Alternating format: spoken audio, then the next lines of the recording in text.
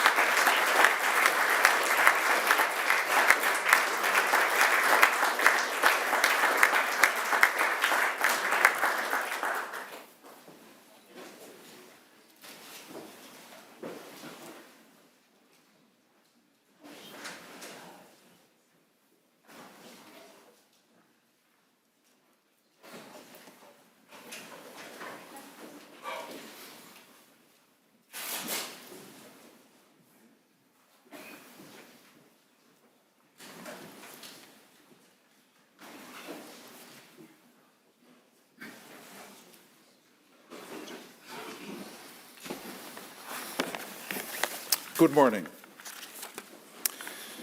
Mr. President, on behalf of the Parliament of the Kingdom of the Netherlands, I am very honored to welcome you and your delegation in the plenary hall of the Dutch Senate for this special meeting here today of members of both the Senate and the House of Representatives, in which we welcome you as our most distinguished guest.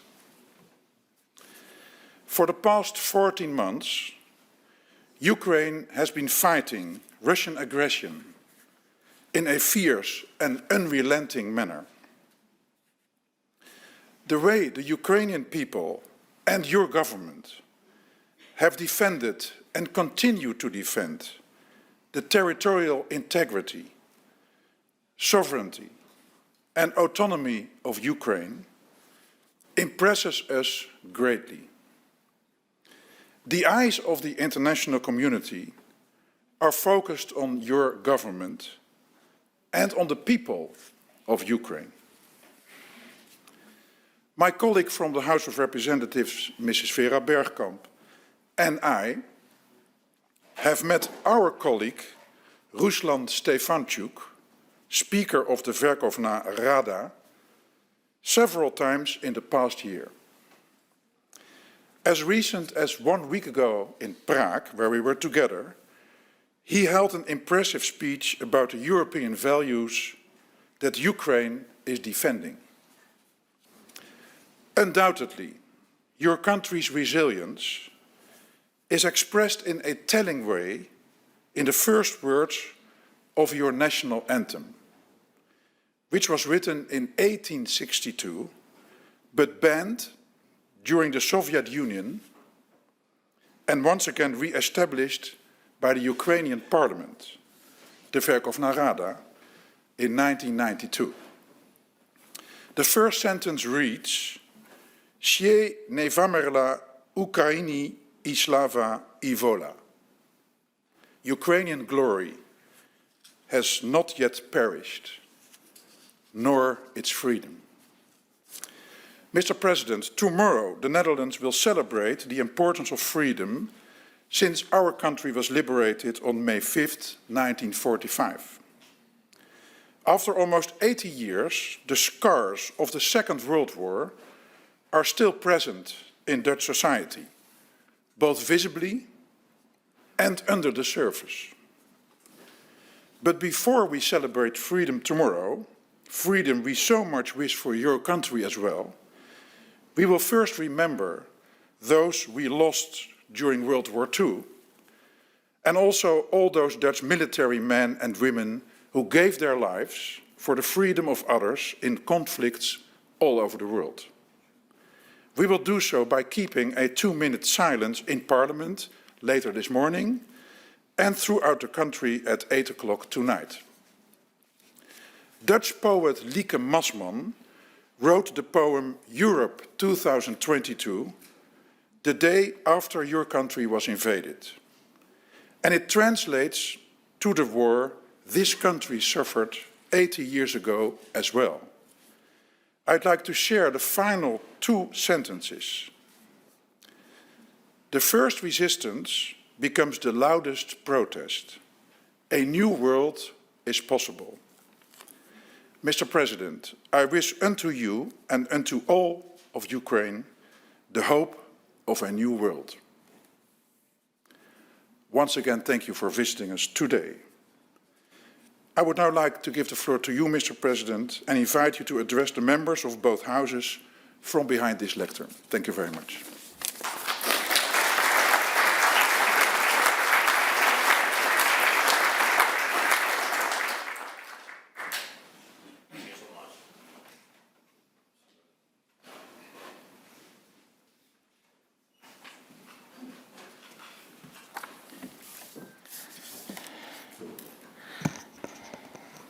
Thank you very much. First of all, it's a great privilege for me that we can meet today, a special day for your country and I think for Europe. And so I'm honored that you host us today. Thank you very much. Ladies and gentlemen, it's an honor to address you, to to you, all of you, the representatives of both houses of the Parliament of the Netherlands, the chairman of parliamentary committees, and you, honorable speakers of the House of Representatives and the Senate of the States-General. When democracy is real with a stable tradition in the country, the Parliament is the heart of such country. And I'm sure that the heart of the Netherlands today will feel what the hearts of Ukrainians long for. A year has passed since I addressed, thank you so much for that possibility, and I addressed the Parliament and the people of the Kingdom of the Netherlands for the first time. And on the 36th day of the full-scale war, I spoke about why you and I, all Europeans, the whole world should unite. Unite to defend freedom and human lives. A year ago, I said that this war cannot be forgiven. None of the crimes committed by Russia, and I said that the Hague knew exactly how to bring all Russian murders to justice. And today is the time to thank all of you. Thank you, your great country and your leadership. And I'm grateful to you for the fact that we've achieved the greatest unity in Europe, which people only dreamed of for decades. And it wouldn't have happened without the Netherlands, without your leadership. Thank you all. And I'm grateful to you for helping to protect what you value.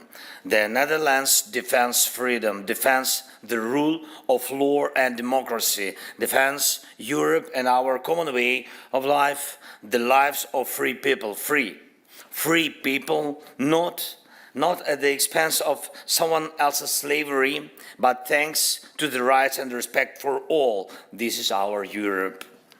No aggressor will now think that he can burn the values of our Europe in the fire of aggression. It seemed to Russia that Europe was weak. Well, now Russia tries to figure out how to hide its own weakness. And I am grateful to you that The Hague, a city associated with international law in the world, is becoming a real hub of justice. Justice in the name of all those who suffered from aggression and other international crimes. This is the year of our cooperation with you. And I'm here to thank everyone in the Netherlands, everyone, from the Parliament to the smallest community, from His Majesty the King and the royal family, to every citizen of the Netherlands, from the government, and to every family that helped us. My great appreciations. Helped Ukrainians who found the refuge in your country. And thanks all of you. Together we truly making life protected. Ladies and gentlemen, it's time now to identify new issues to take stock of this year. Issues that are important not only for our country, not only for Ukraine, but for all Europe and everyone in the world who values freedom the same way you and I do. And I will mention 3 points. The first one, Ukrainians are united by the desire to win. But it is not only our desire to win back what belongs to us, and we definitely don't want to grab someone else's. We want to destroy the villainy with which the terrorist state came. The villainy is when Russian anti-ship missiles strike ordinary shopping centers. Really, yesterday, and the day before yesterday have been, and each week we see some things like this terrible tragedy. And the villainy is when terrorist state has a goal to leave the neighbor nation in winter, in total blackout.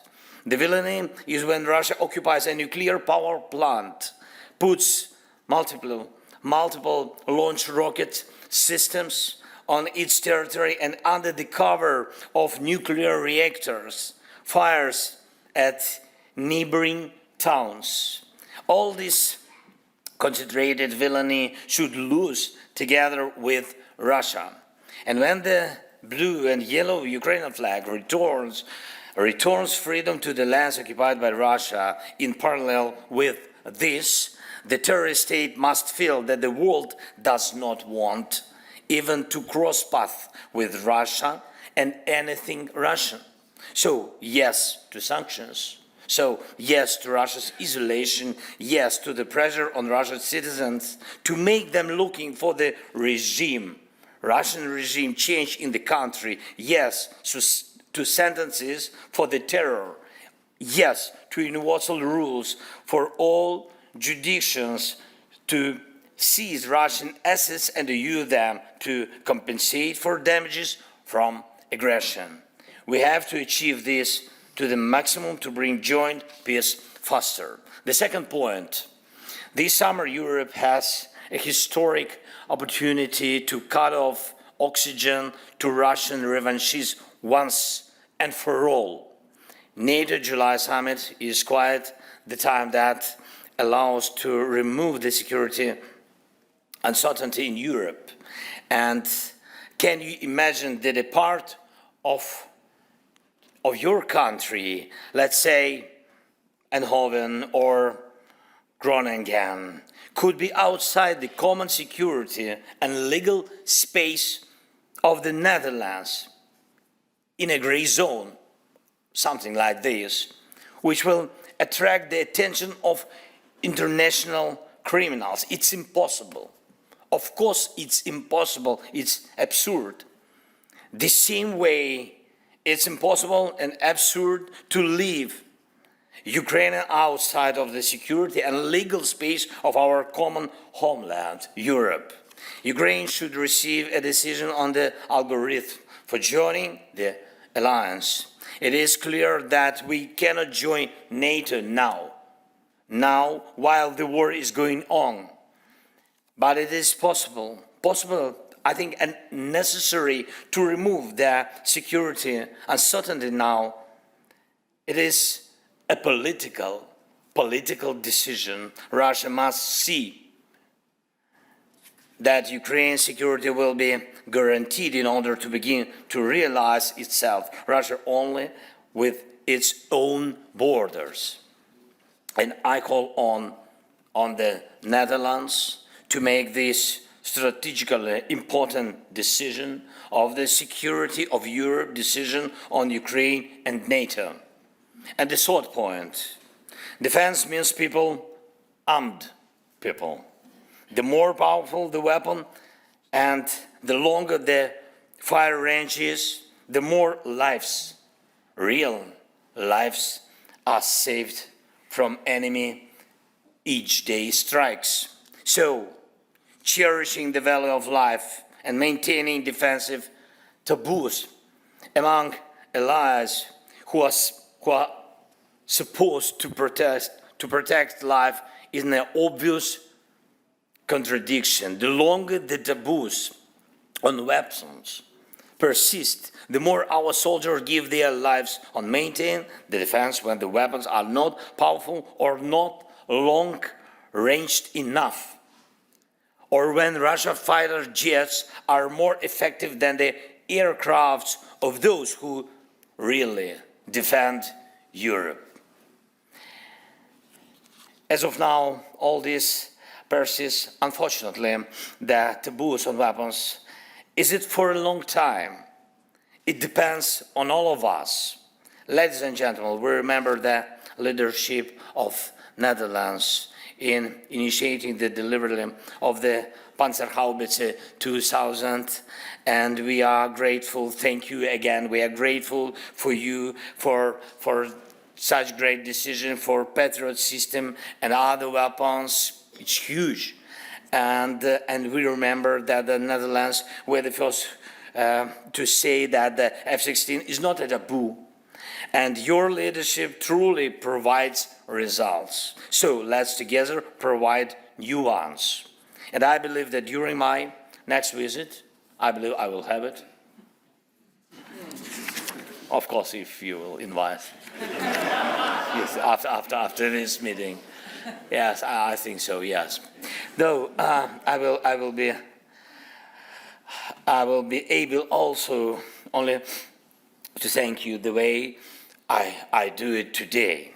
And I believe that Ukrainians and all of Europeans will be able to thank you in particular for the bringing the peace closer and for saved lives, saved by joint actions as we've already seen.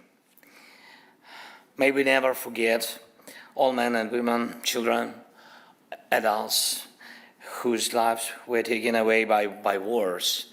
And glory to every hero who fights for life to win now. Thank you very much for your attention, for your support. Thank you. Slava Ukraini.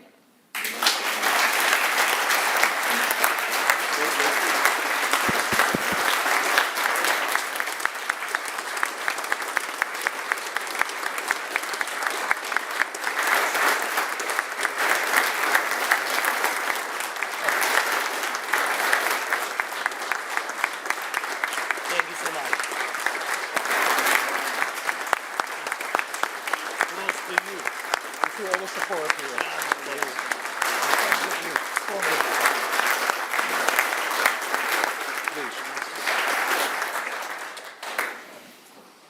Thank you very much, Mr. President, for those impressive words. I know there are a number of questions members would like to pose, and we still have some time. So I would like to ask the colleagues to please, when I call your name, come forward to the interruption microphone facing us. That's that one. And please do not forget to push the button. Mrs. Piri, would you please start? Mrs. Piri is a member of the House of Representatives for the Partij van de Arbeid. Please. Thank you very much. And thank you, Mr. President, for addressing us here in the Parliament. And I think we all look forward definitely also to your next visit to Holland. When it comes to your visit here, let me also take the opportunity, now that it's possible to do so in person, to show also the solidarity of our Parliament with the Ukrainian people. And you're in The Hague, and you already mentioned it yourself. It's a symbolic city, also known as the City of Justice. And my question to you would be, could you tell us why it is so important for the Ukrainian people in the midst of this war to also know that the war criminals who are on a daily basis conducting crimes on the territory of Ukraine will in the end face justice? Thank you very much for this question. I think when just ordinary people, ordinary Ukrainian people, which became strong because of the aggression, not because they wanted, because we didn't want the war, and we didn't want to show the world that we are very strong. We just wanted to live. And when, you know, when just people, fathers, mothers, and when they just lost their children, what they have two things: hate, and they need justice. Hate to aggressor. How to find that people that took the hearts and lives of their sons, daughters. And it's difficult moment, and difficult moment also in Ukraine. And I think that's why we really think that justice can bring these people back to their lives. Of course, not that life that they had before the war. Of course, nobody will bring them their killed children or husbands and wives. A lot of losses, it's a pity. We are speaking about thousands. And justice is really only one moment and one possibility to bring people to their lives back. It's very important, and we have to work together. Of course, they need some signal of energy that the life will continue. It's also about the victory and justice. What is the priority? I think for the people of the world, victory is priority. But I think for these people, for this, justice is a victory. Thanks so much. Thank you very much, President. Thank you, Mrs. Piri. Then we have time for one more question by Mrs. Nanninga. Mrs. Nanninga is a member of the Senate for the fractie Nanninga. Because I was too long, yes? So I will have only two questions. I'm very sorry to all the colleagues. Mrs. Nanninga. Sorry. Thank you. Thank you, Mr. President, for visiting us. And we stand, of course, in solidarity with you, with your country, with your people. And we need to see peace to your people and justice be done. And you discussed that in your great speech, what Europe may do, what the Netherlands may do to help that. You'll have our solidarity in that. My question regards another major player on the world stage, namely China. You recently had a long telephone conversation with the leader of China, Xi Jinping. Beijing is also known to qualify the illegal invasion for what it is, an illegal invasion. So, well, they seem to want to end the war just as much as we do, hopefully. How do you see the role in China to end the Russian aggression against your country and your people? Thank you very much. Our mission, as I said during my speech, is really, I think, so that we have to isolate Russia on all the directions. It's about business, it's about sanctions on business, about their any contacts and political unity in the world, what have been before this war, and the basing on Soviet Union history and all these roots. And our mission is to isolate them and to show all the world the real life, the real truth, not something more. We don't need such narratives as Russia uses, the disinformation narratives. We don't want to have any influence on somebody's brains. We are free. That's why we are fighting for freedom. We want people to be free and to have a choice where to live, how to live, with whom, and etc. So, and my mission, like my political mission, that to have as much as possible countries, to involve them to this process. We created the platform for the finishing of the war. This is peace formula, but our peace formula. We don't want to be, a detail in a big game in some peace plans. We have peace formula. Why our? Because the war is on our land. That's why we know all these crises. We divided the war on 10 priorities. Of course, we have more crises than 10 because of this aggression, of Russian aggression. But 10 very basic, very priority crises. And we want to involve to these crises and to peace formula as much as possible countries. We have, for example, and we spoke about it with the leader of China.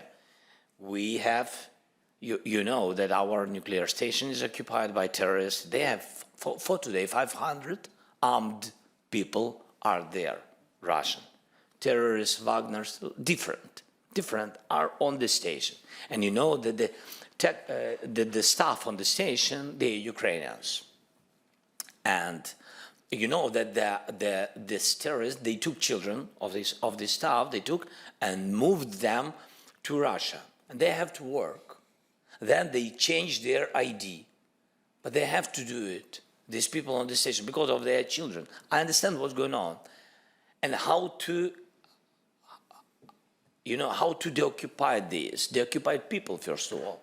We're not speaking, after this winter, we're not speaking about energy. We know how to live with and without. We're speaking always about the people because human life is the first. And that's why how to rule and how to manage this situation. I have to involve as much as possible countries.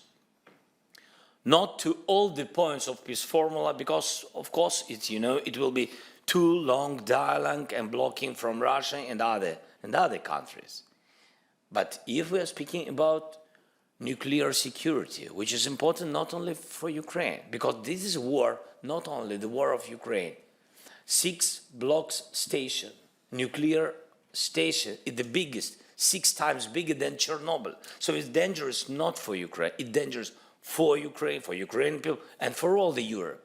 6 block is the end of all the Europe. That's why we have to involve. China was the one of Budapest Memorandum guarantor. That's why they have to be in this process. That is the first question, which we discussed long. And the second one was about the grain corridor, which is also important because we moved and transferred before the war a big volume of wheat to Asia, Africa, and to China. And if we see that Russia each week want to block this corridor, even when we have negotiations with United Nations and with Turkey on our side, and they had negotiations with United Nations and with Turkey on their side, 2 different documents, but it means that one corridor. So if they block, and China also, you know, the big country which needs this process to be alive, so they have to help. And I spoke also about the deported children. That moment that we can't manage for today. That is true. No international, it's a pity. I mean that everybody trying, so yes, we are not alone in this process, but we can't manage it for today. And I asked them also to be involved in this process and to help us to bring and to get our children home back. Thank you and Godspeed. Thank you so much. Thank you, Mr. President. That was the last question. I will now give the floor to my esteemed colleague, Mrs. Bergkamp, Speaker of the House of Representatives, for some concluding remarks.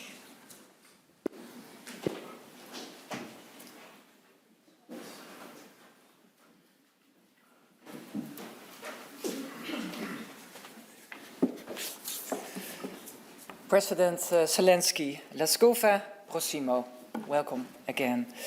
On behalf of the Senate and the House of Representatives, I would like to thank you for visiting our Parliament today. We cannot begin to imagine what you and your fellow citizens have been through last year. Mr. President, the relationship between your country and our Parliament is strong.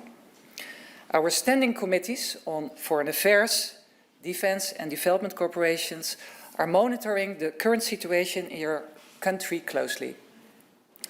Let me also mention the growing amount of Ukrainian refugees in the Netherlands. At the moment, we have welcomed more than 90,000 Ukrainian refugees.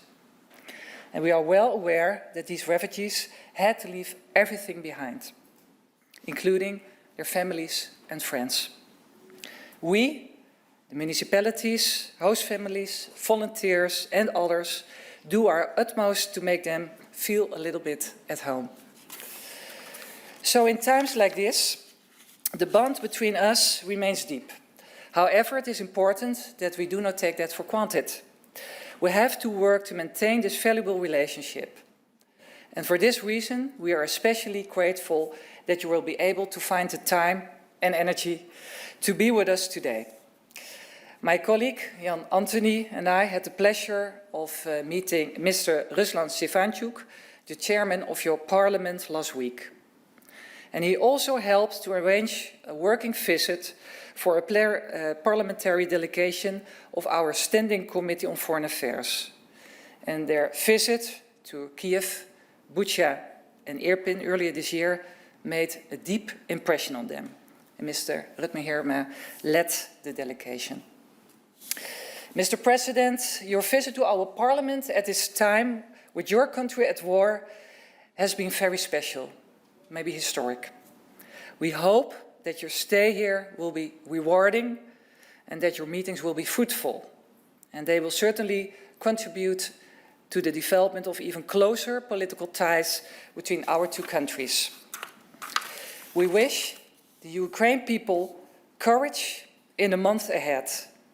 And please allow me, Mr. President, to wish you every success in the vital but extremely difficult task of leading your country to a peaceful future. Thank you.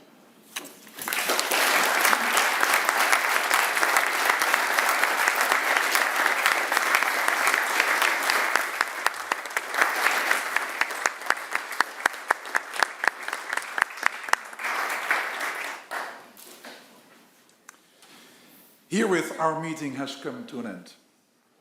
Thank you all for participating, and thank you, President Zelensky, for visiting us. The Ukrainian delegation will now leave the venue. I request all members to stay seated in the meantime. Thank you very much.